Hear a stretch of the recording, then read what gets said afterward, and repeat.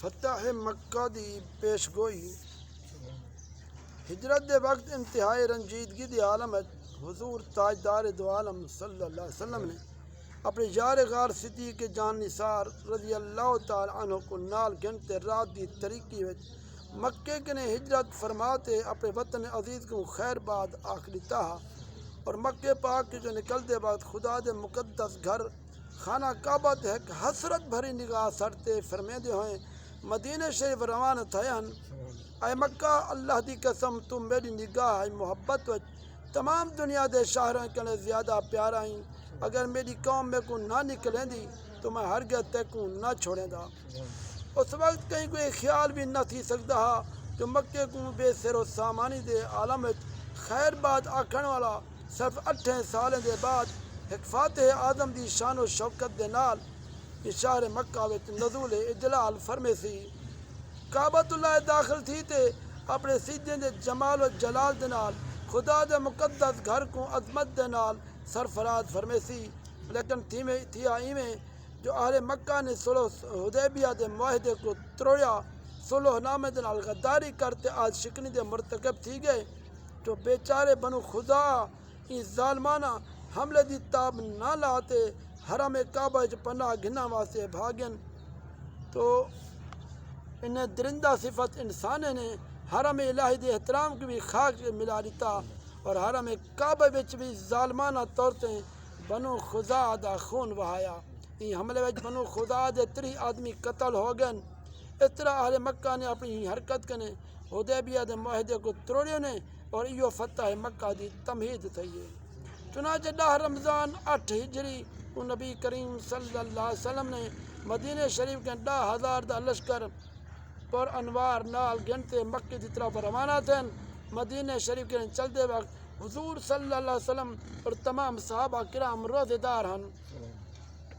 لیکن جب آپ مقام قدید پہنچن تو پانی منگے اور اپنی سواری تے بہتے پورے لشکر کو دکھاتے اپنے پانی نوش فرمائے اور سب کو روزہ چھوڑ دینے دا حکم فرمائے چنانچہ آپ اور آپ دے اصحاب نے سفر اور جہاد وچ ہون دی وجہ کو روزہ رکھن موقوف کر دیتا بخاری شریف جلد 2 نمبر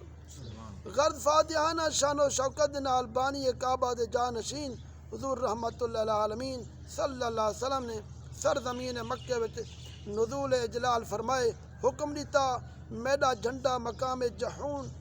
جنت اللہ دے کولوں گاڑیا ونجے اور خالد بن ولید رضی اللہ تعالی عنہ دینا فرمان جاری کر دیتے اور فوجیں نال مکے پاک دے بالائی حصہ یعنی قدا دی طرف کنے مکے پہ داخل تھی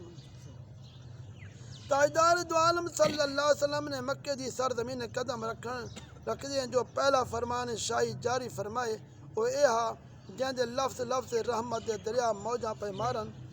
جو شخص ہتھیار ساڈے سی ان دے واسطے امان جو شخص اپنے دروازہ بند کر سی ان دے واسطے امان جو کعبے داخل تھی سی ان دے واسطے امان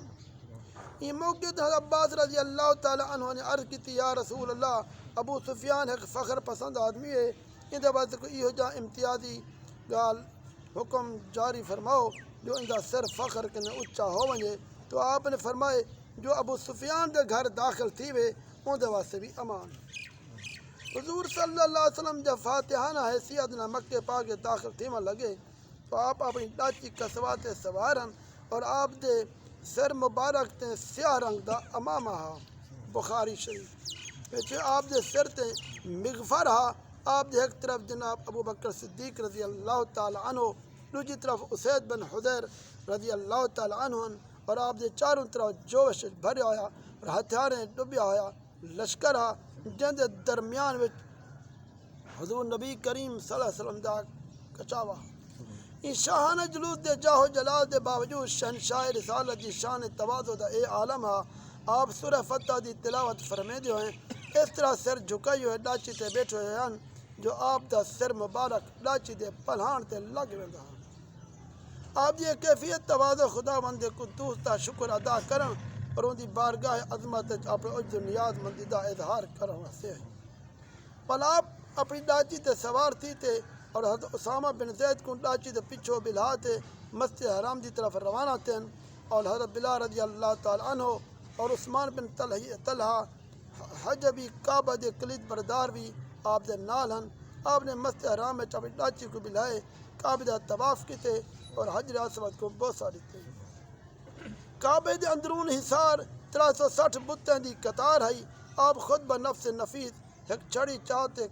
اٹھی کھڑن اور ان بتیں کو چھڑی دی نوک دنال ٹھوکر مار مار دے گرے دے وندھیان اور پڑھ دے وندھیان جا الحق و زاق الباطل.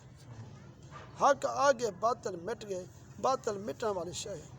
والا ان بتیں کو جو آئین کعبہ دے اندر ہن آپ نے سب کو نکالن دا حکم فرمائے. جب تمام بتیں کے کعبہ پاک ہو گئے تو آپ اپنے نال اسامہ بن زید اور حضرت بلال رضی اللہ تعالیٰ عنہما اور حضرت عثمان بن طلحہ حجبی کو نال گھنتے خانہ کعبہ دے اندر تشریف گن اور تمام گوشوں میں تکبیر پڑھی. 2 رکعت نماز نفل پڑھی. بخاری سے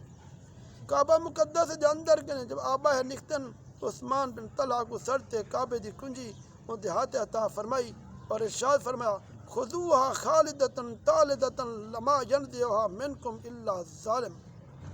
ایک گھن کنجی ہمیشہ ہمیشہ تساں لوگوں وچ راسی ایک کنجی تک نہ او کھسے سی جو ظالم ہو. شہنشاہ دو عالم دا دربار عام ان دے بعد حرم الہی وچ آپ نے سب کے پہلا دربار عام منعقد فرمایا جن دے وچ افواج اسلام دے علاوہ ہزارہ مشرکین دے عوام و خواص دا ایک زبردست اجتماع ہا. ان دربار وچ آپ نے خطبہ دیتے وال اہل مکہ کو مخاطب تھی تے آپ نے فرمائے دسو تو کو معلوم ہے ہن میں تو انال کیا معاملہ کراں. یہ دہشت انگیز خوفناک سوال کنے تمام مجرمین حواس باختہ تھی تے کم اٹھن لیکن جبین رحمت پیغمبرانہ تہوار کو دیکھتے سب یک زبان ہو گن اخن کریم وابن واخن کریم. آپ کرم والے بھرا کرم والے والد دے بیٹھے. یہ سنتے فاتح مکہ صلی اللہ علیہ وسلم نے اپنے کریمانہ لے جائے ارشاد فرمائے نے آئی تو کوئی ملامت کریں ونجو سب آزاد ہو. بالکل غیر متوقع طور تے یکدم اچانک فرمان سنتے سب مجرمین دی اکھیں تے فرتے ندامت کنا ہنجوں جاری ہن کفار دی زبان تے ہا لا الہ الا اللہ محمد رسول اللہ. اے نعرے دے نال حرم کعبہ دے در و دیوار تے بارش انوار تھی من لگی ہے. مجرمین دی نظر وچ اچانک عجیب انقلاب برپا ہو گئے. سما بدل گئی ہے فضا پلٹ گئی ہے. یکدم ایمن محسوس تھی من لگے جہاں تاریخ تھا ظلم قضا تھا سخت کالا تھا کوئی پردے سے کیا نکلا کہ گھر گھر میں اجالا. دعا فرماؤ اللہ تبارک و تعالی. یا اللہ اپنے پیارے حبیب یا اللہ آمین. اللہ